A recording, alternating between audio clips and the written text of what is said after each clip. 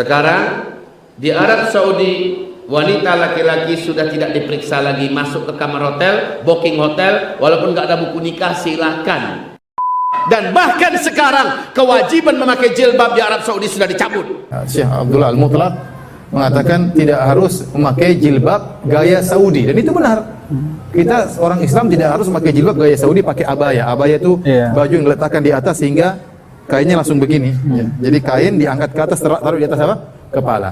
Itu gaya berjilbab orang-orang Arab. Kata dia tidak harus memakai abaya model orang Arab. Diterjemahkan oleh sebagian media sosial, dia menyatakan tidak harus pakai jilbab. Aneh kan? Aneh kan? Ya.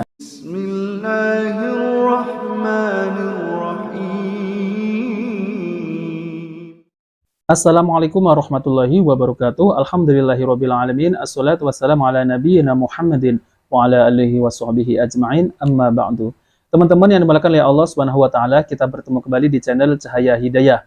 Jadi di video kali ini saya akan membahas yaitu terkait masalah berita yang berseliweran di YouTube maupun di media-media, yaitu mereka ini mengatakan bahwa Arab Saudi ini kembali ke jahiliyah. Benarkah demikian, teman-teman? Oke, teman-teman, kita langsung saja. Mari kita simak video, yaitu dari Ustadz Zulkifli Muhammad Ali, ataupun disebut Uzma. Jadi, Ustadz Zulkifli ini mengatakan bahwa Arab Saudi ini kembali kepada zaman jahiliyah. Bahkan, Ustadz Zulkifli ini berkata di Madinah itu ada, bahkan Ustadz Zulkifli ini mengatakan di Madinah ada konser musik. Nah, oke teman-teman, benarkah demikian ya apa yang dikatakan oleh Ustadz Zulkifli? Oke teman-teman, kita langsung saja, mari kita simak videonya. Sekarang konser-konser musik digelar secara besar-besaran di seluruh negeri Arab.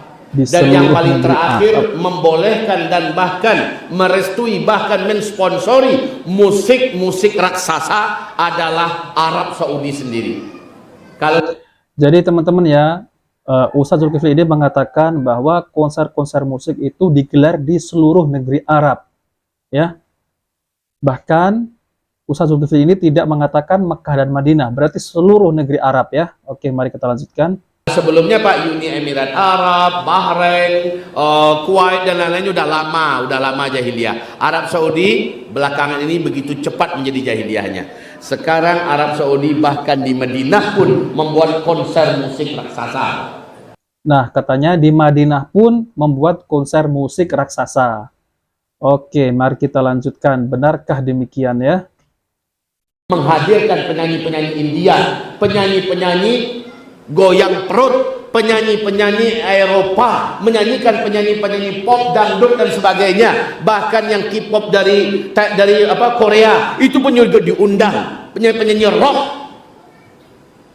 Wahai Bapak Ibu yang kami muliakan, bioskop ratusan jumlahnya diresmikan dengan Allahu Akbar ya teman-teman. Semestinya Ustadz ini ya lupa dengan negara kita tercinta ini ya. Coba kita lihat negara kita ini, betapa banyak hiburan-hiburan, betapa banyak tempat-tempat maksiat.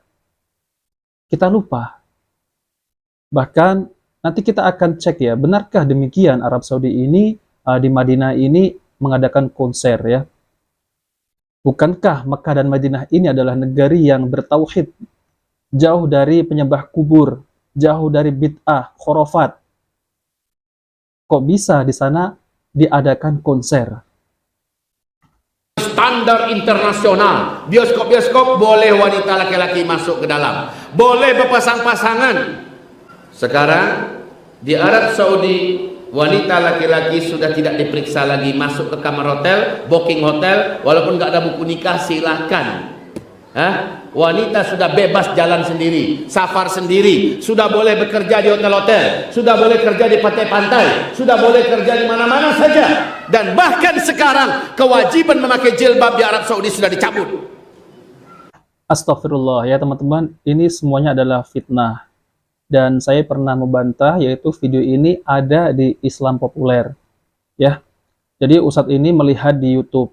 Bahkan berita itu semestinya adalah berita dari orang-orang kafir dan dari kalangan orang-orang pembenci dakwah tauhid.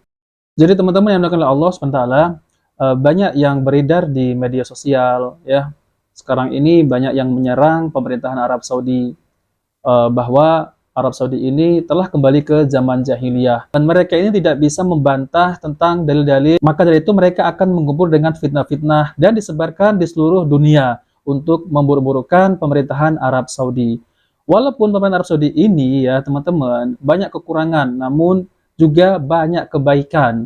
Bahkan di kota Mekah dan Madinah itu tidak ada kuburan-kuburan yang disembah, kuburan-kuburan yang disemen, kuburan-kuburan yang ditinggikan, kuburan-kuburan yang dihias seperti ada lampu kelap-kelip. Berbeda dengan di negeri-negeri Islam seperti di Indonesia ya, itu ada kuburan-kuburan yang ditinggikan. Bahkan ada orang yang meminta kepada kuburan. Nah, teman-teman yang dimulakan oleh Allah Subhanahu wa taala ya. Jadi yang saya fokuskan adalah konser di Riyadh ya. Riyadh ini sama halnya seperti daerah-daerah yang lain. Mereka itu butuh dengan dakwah sunnah. Mereka itu ada juga yang beraliran Syiah, ada juga yang beraliran Khawarij, ada juga yang liberal. Maka dari itu kita tidak bisa memukul bahwa Arab Saudi ini kembali ke zaman jahiliyah. Kalau kita lihat ya, kalau kita tarik di zaman Nabi Shallallahu Alaihi Wasallam juga ada pelaku yang semacam itu, pelaku zina juga ada, pelaku peminum khamr juga ada. Kita sebagai Ahlussunnah itu mencintai kota Mekah dan Madinah. Di sana tidak ada kuburan yang disembah, bahkan bid'ah di sana diberantas sampai ke akar-akarnya. Nah, teman-teman yang dimuliakan oleh Allah Subhanahu wa taala, jadi saya akan tampilkan ya penjelasan dari Ustadz Dr. Firanda Anirja MA Hafizahullah, yaitu tentang terkait masalah Arab Saudi. Benarkah Arab Saudi ini kembali kepada zaman jahiliyah? Oke teman-teman, mari kita simak videonya. Ustaz, apa benar kondisi pemerintah Arab Saudi saat ini sedang menuju ke zaman jahiliyah dengan dibuatnya peraturan baru, dilegalkan dan diberi kebebasan untuk akhwat menggunakan hijab, tidak lagi berwarna hitam, akhwat bisa menonton bioskop dan pertandingan sepak bola dan sebagainya. Jazakallahu khairan wa barakallahu fiik. Arab Saudi setahu saya ya adalah satu-satunya negara yang dibangun di atas undang-undang Al-Quran dan Sunnah, satu-satunya ya. Tentunya tidak sempurna, ada kekurangan. Di sana juga ada perseteruan, ada orang-orang yang belajar di luar kemudian kembali ke Arab Saudi, memiliki pemikiran liberal dan yang lainnya. Tapi secara umum ulamanya tetap ulama di atas manhajus salaf, dan mereka tidak ragu-ragu untuk menyatakan suatu haram kalau haram atau halal adalah suatu yang halal ya.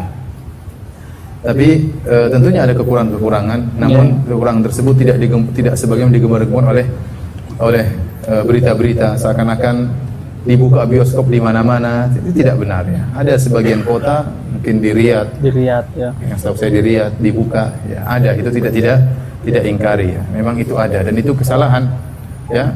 Kemudian misalnya ada sebagian wanita ikut nonton bola, itu benar ya.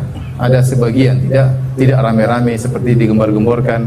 Bahkan kemarin sempat diketahui ternyata wanita yang berpose ikut nonton bola, dia wanita yang sama dalam acara-acara nonton bola yang lainnya ya.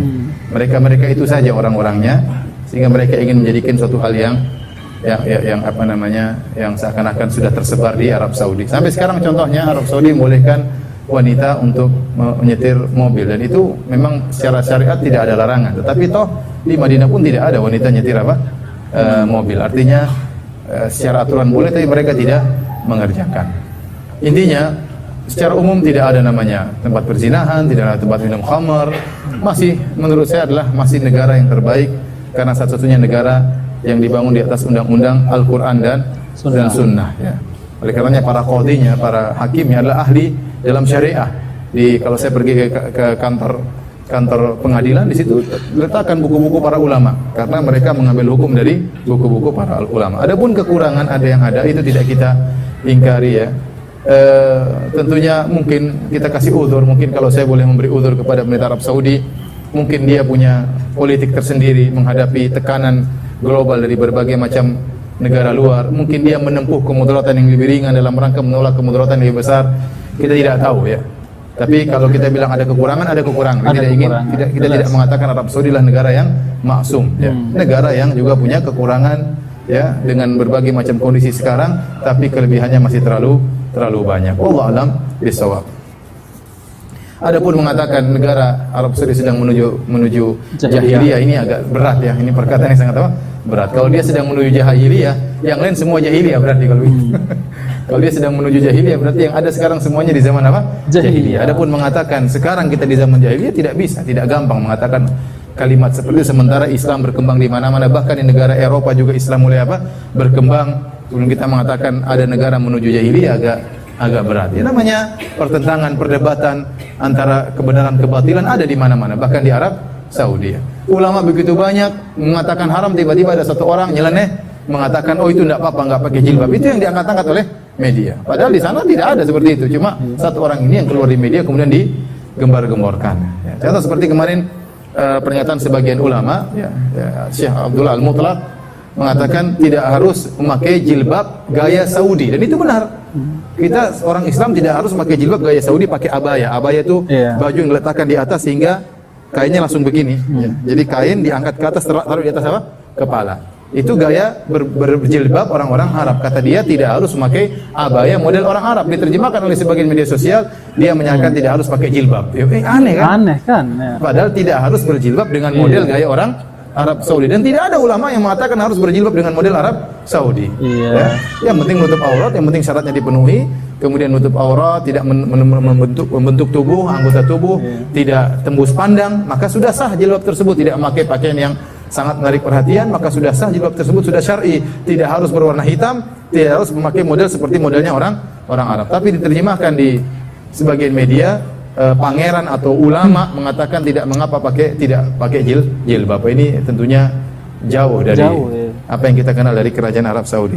Saya ingatkan kembali, jadi Arab Saudi mereka juga berhak untuk berpolitik, dan mereka juga punya kekurangan, tidak sempurna, ya. Tetapi kebaikan mereka masih jauh lebih banyak.